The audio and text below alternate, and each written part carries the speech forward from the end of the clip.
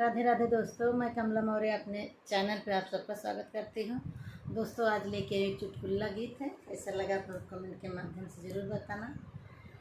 हमसे भरावैं गगरिया बलमय अभी नाजुक उमरिया हो। हमसे भरावैं गगरिया बलमय अभी नाजुक उमरिया हो।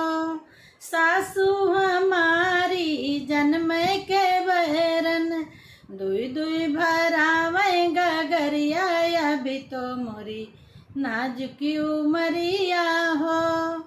दुई दुई भरावैं गगरिया बलमय अभी नाजुक उमरिया हो। हमसे भरावैं गगरिया बलमय अभी नाजुक उमरिया हो। हमसे भरावैं गगरिया बलमय अभी नाजुक उमरिया हो। देवर हमारे बचपन के साथी, देवर हमारे बचपन के साथी, सिर पर उठावैं गगरिया बलमय अभी नाजुक उमरिया हो। सिर पर उठावैं गगरिया बलमय अभी नाजुक उमरिया हो।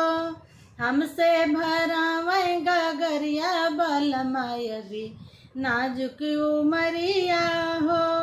कोटवा चढ़ल मोरे राजा निहार, कोटवा चढ़ल मोरे साजन निहार।